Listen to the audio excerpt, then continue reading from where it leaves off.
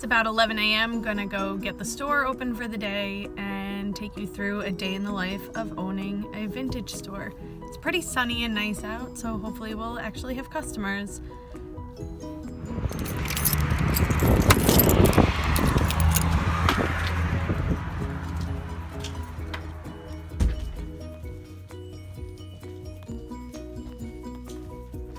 Store, a quick walkthrough to show you what kind of stuff we sell here. So it's kind of a secondhand thrift store that focuses on pop culture and retro more than antiques and vintage. So video games, toys, weird mannequin stuff, the kind of things that make people remember their childhood, and occasionally some cool antiques. They don't really sell well for me, and they're not huge movers on eBay, and everything here, after a couple of months, I have to try to sell on eBay. Sometimes I'll buy stuff just to sell on eBay because it wouldn't sell here, or it's not really relative to what we sell. That's mostly thrift store finds. Most of the stuff that comes into the store for me to purchase has everything to do with the store. So I like to sell stuff here cheaper than if somebody was to buy it on eBay. Mostly because if they wanted it, they would have bought it on eBay. So you gotta sell it cheap enough for them to have to buy it. What's it gonna be today? I like to have some sort of sound happening in the store, usually music, but always a movie. Laying out my VCR. These are my discount VHS. I have my own section that I keep for myself, but pick something from my dollar bin that is nice and cheesy. Oh, Scream 3.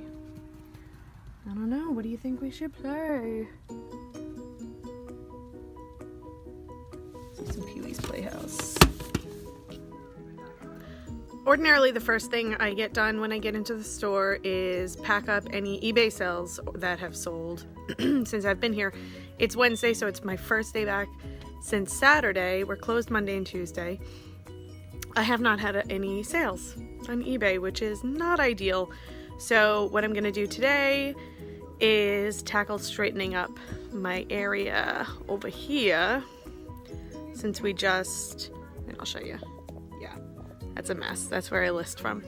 So we just rearranged the entire store, making this the combined eBay register area. Instead of having two sections in my small store that were taking up too much of a square footage, having them separate, everything's all together, but it's still a work in progress.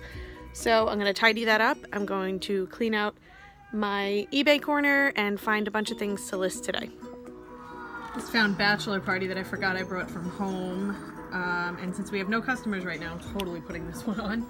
Bye, Pee-wee.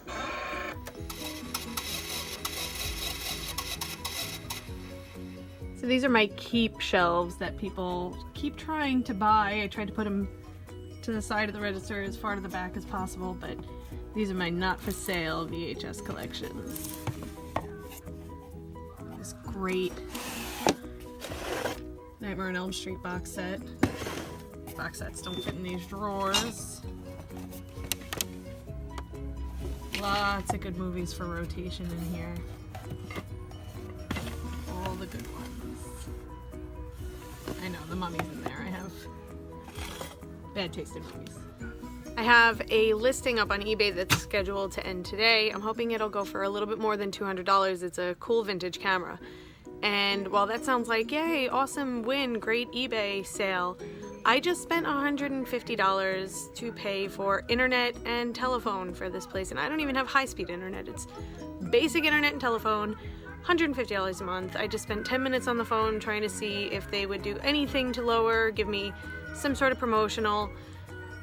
It's the only game in town, too. That's the best part. This is the only cable company we can have, and they have you by the balls, and they're not gonna. $150. Sell a cool $200 camera. Very exciting. Nope, here you go, cable company. And that's the painful truth of owning a brick and mortar business, is the overhead is a killer, and it's things that you might not account for as a cost of business if you are working from home, because your home is just gonna have internet, your home's just gonna have a phone, so you don't consider that a cost of business maybe.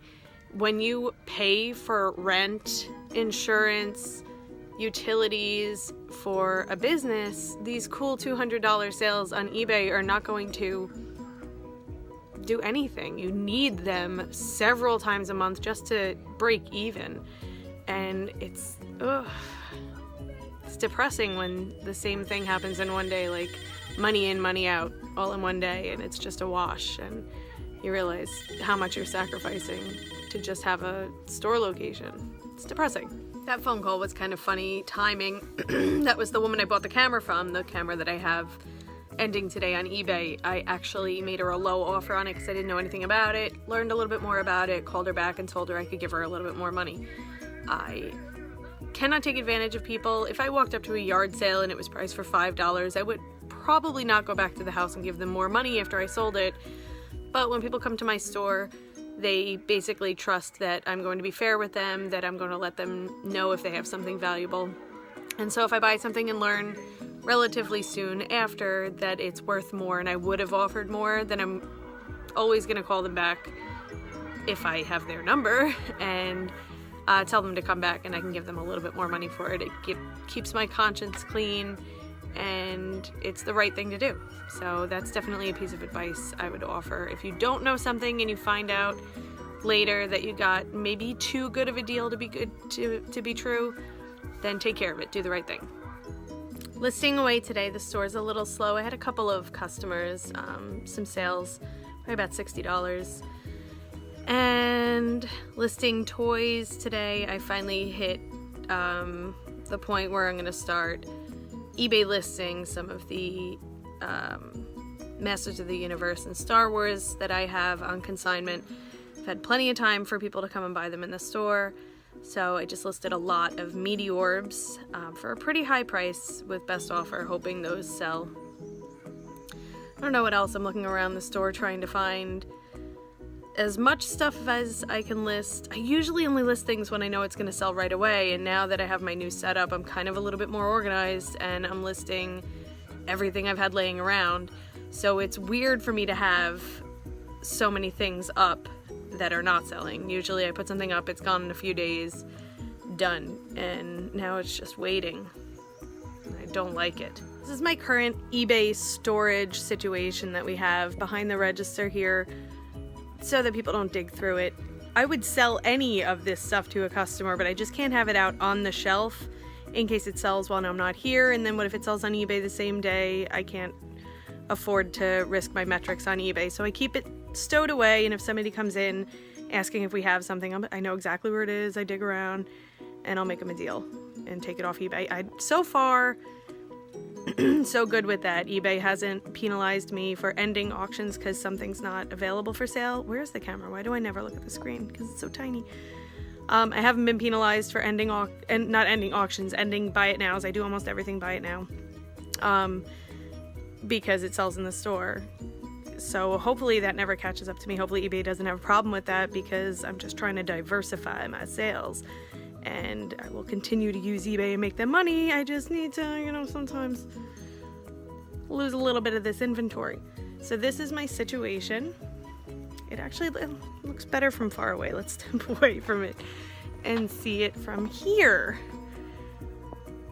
So I tried to make it look pretty with some vintage milk crates and suitcases, but as you can see, everything is kind of overflowing, and many of these suitcases are empty. So right now I'm going to try to reorganize this, even though I only organized it a week ago. Let's see how this goes. Yay.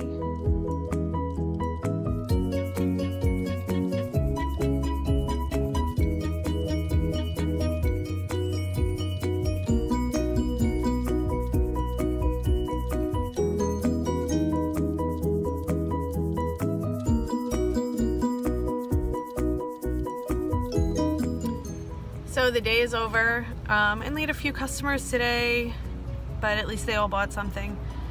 So total for the day was about $80. If I do my math, which I don't like to remind myself about, it cost me about $80 every time I open the door in overhead breaking even today-ish.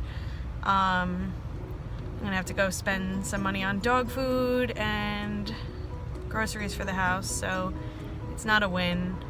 Although the $172 that the camera went for, I guess, is a profit considering it's $80 overall in overhead for the day.